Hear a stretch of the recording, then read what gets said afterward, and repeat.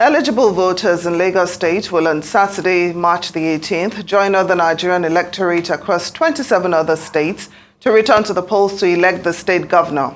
This is coming 2 weeks after a disputed presidential election in which the declared winner, Bola Tinubu of the ruling All Progressives Congress, was defeated in his Lagos political base for the first time since the return of democracy in 1999. The defeat of Tinubu in his home state of Lagos by a newcomer in the presidential race, Peter Obi of the Labour Party, has set jitters into the APC camp as the state's ruling party intensifies campaign to ward off another possible loss on Saturday. A member of the APC Presidential Campaign Council, Biodun Ajiboye, joins us now to speak on the governorship election in Lagos State and what surprises to expect on Saturday. Welcome to Rise News. Thank you so much for joining us on the program. Thank you very much. I'm happy to be here again. Well, we're counting down to the governorship election this weekend, and I'd like to know how you think your party would fare, considering how the electoral map shifted, especially in Lagos during the presidential election. Well, we're not particularly too surprised at the hurricane that swept our electoral fortunes, natural electoral fortunes in Lagos 2 weeks ago. We recognize the factors that accounted for that slight low performance. Can you share some of the factors with us? Yes, basically, first of all, our children are still smarting from the events of NSAS.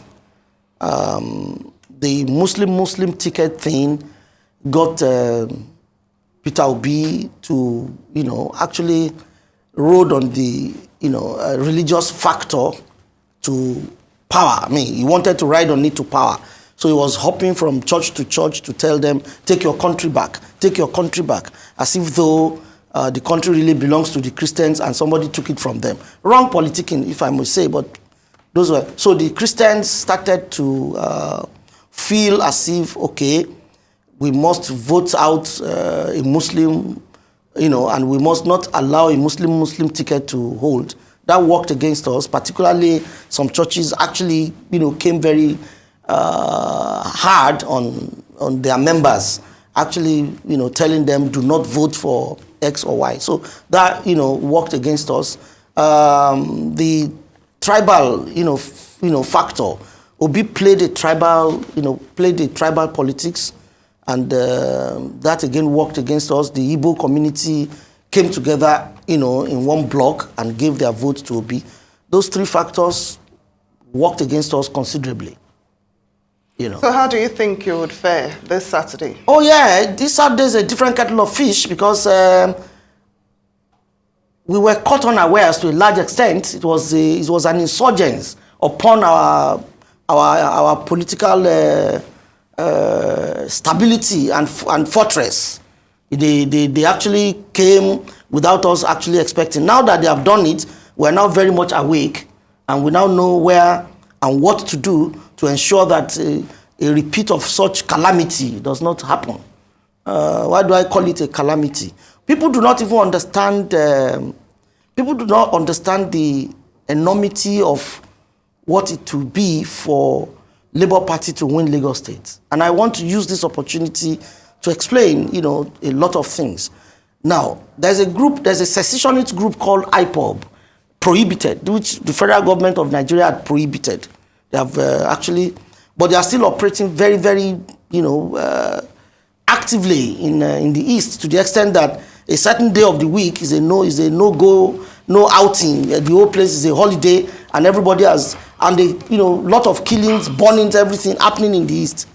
There was never a time that Peter Obi spoke against IPOB, and the kind of political fortunes, electoral fortunes, Peter Obi recorded in the East is an indication that IPOB worked for him. Well, let me interrupt you there, sir, because please. We're definitely not one to try and fan any type of tribal flames or try and stir up any unsubstantiated claims. But since we were talking about this tribalistic situation, we do know that Lagos State has been the center of some disturbing rhetoric back and forth. Before we went on air, you already explained what your own views were, but basically it is unsafe and it's not very smart to play the tribal card. I'm against playing tribal cards. It will destroy the stability and unity of Nigeria. But it has been used as the But the truth of the matter is that we need to you see, there are times you avoid speaking about situations. And there are times you speak frontally to situations with a view to attempting to solve problems. See, my point is very simple. I am not against any Igbo man trying to be governor in Lagos. I am not.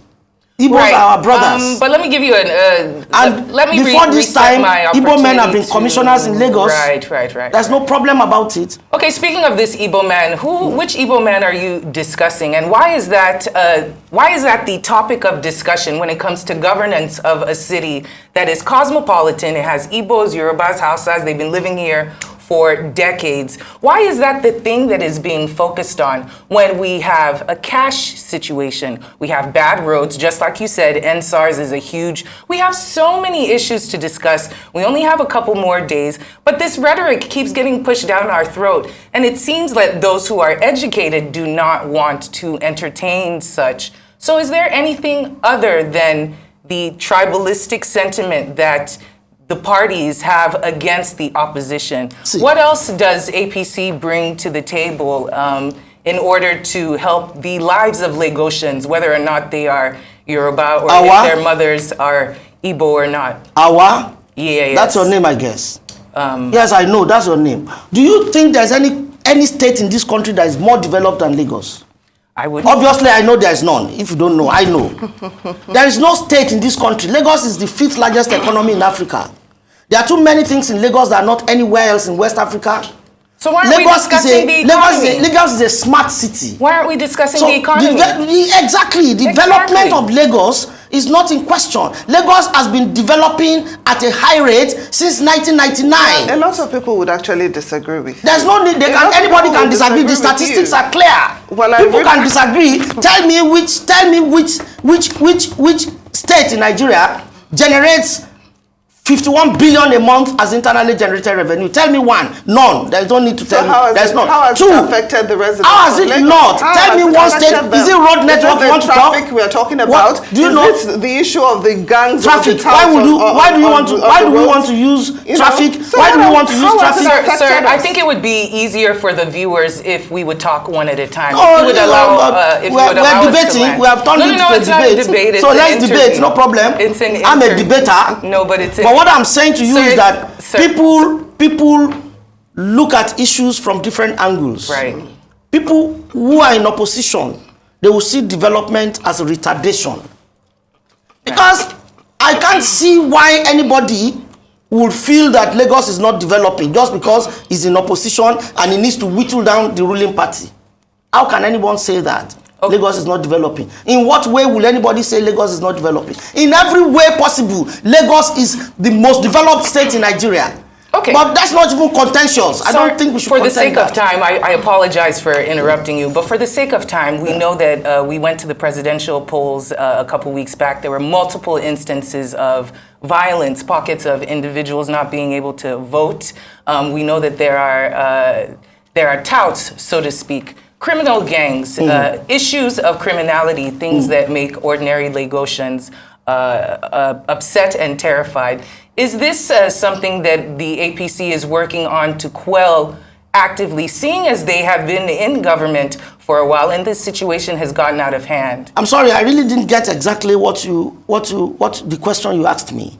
But I sense you're talking about insecurity, is that? Yes. Insecurity in Nigeria? No, Lagos, in Lagos particularly, State? With the touts, dismantling the electoral, called dismantling the electoral process. We know that voting is supposed to be on Saturday. Yes. We've had issues with ballot box snatching, etc. People. Is it only in Lagos or generally in Nigeria? Well, we're just dealing with Lagos. Sir. Okay, just so for fine. Today. There is no.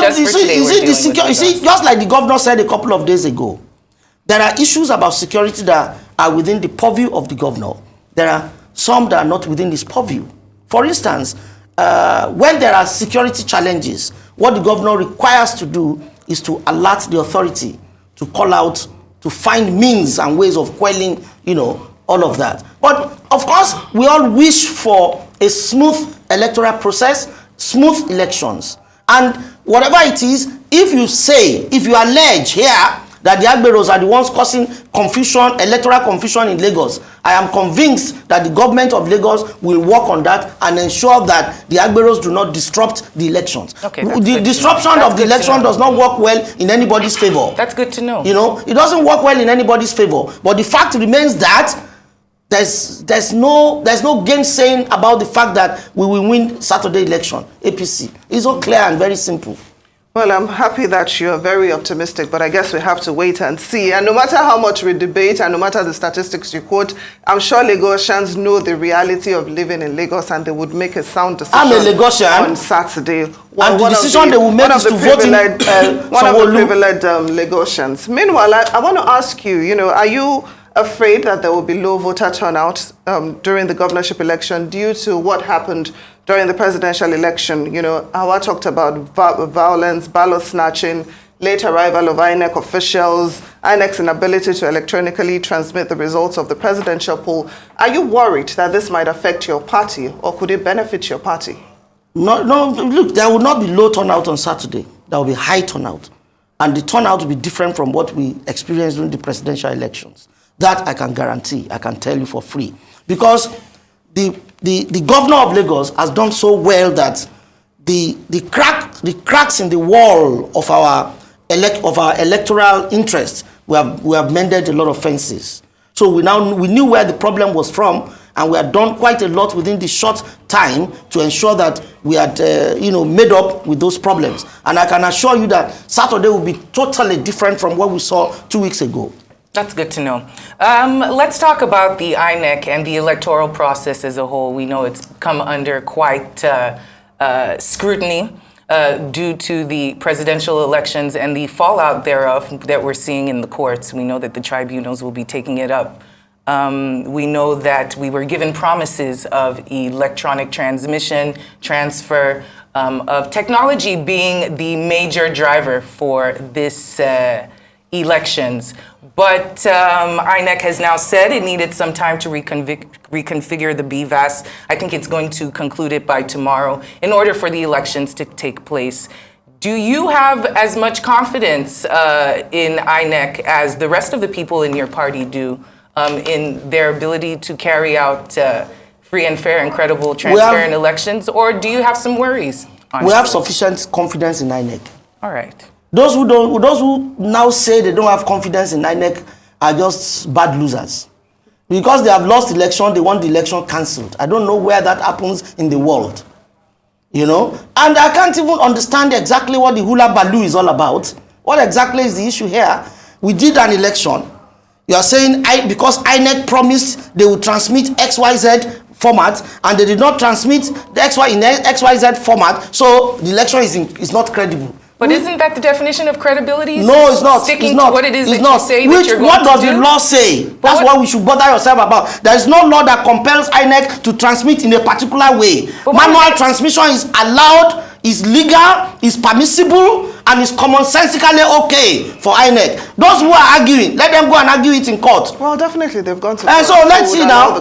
Let's see. You see, they are alarmed, they are worried, they are intimidated. They put every roadblock before Ashwaju, thinking we will not make it. As God will have it, we made it fair and square. They are smarting. They are smarting from the laws. If not, look, this is the time to know who patriotically loves Nigeria. Why do you, because you lost an election, you are calling for cancellation? You are protesting. You are protesting at that level of our democratic experience. A group of old men who put themselves in front of INEC to be protesting an election that is so credible, so peaceful, so transparent, so lovable, so fantastic. No, but that's according to you. Because according to the observers, both And the local and Financial international, it was not free and fair, it was not lovable, it was not all the adjectives you just used. The American president had congratulated the president-elect, France, UK, To. everywhere. Why do they have to, if the feedback they get is that the election was not credible? But that's what diplomacy is about. No. Let me tell you the truth of the matter. That election is credible. Whoever feels the election was not credible, the court is available. They are there, aren't they? Let's close this tab. Let's the court rule and let's see what the court will say. How can anybody say the election is not credible? On what basis? On what grounds? In Lagos, we lost. Election is credible because they won in Lagos. In Castina, of all places, where we always naturally record 1 million votes, 1.9 million votes, we lost to them. The election is credible. In Plateau, we lost. Plateau is the home state of our DG of the campaign. We lost. The election is credible because they won there. In Nasarawa State, they won. The election is credible. What kind of argument is that? What kind of argument is that? Let me tell you, if you don't understand, for anybody to rig an election, you rig where you are popular. Interesting. Could you tell us more? No. If anybody wants to rig an election, you rig where you are popular. So we lost Lagos. Show that we didn't rig. We really have to go. Thank you very much. APC Chieftain, Mr. Biodun Ajiboye. We are winning on Saturday. It's been very interesting, having this discussion with you, even though you actually took a lot of argumentative posture and hardly allowed us to get a word in. But thank you so much for coming.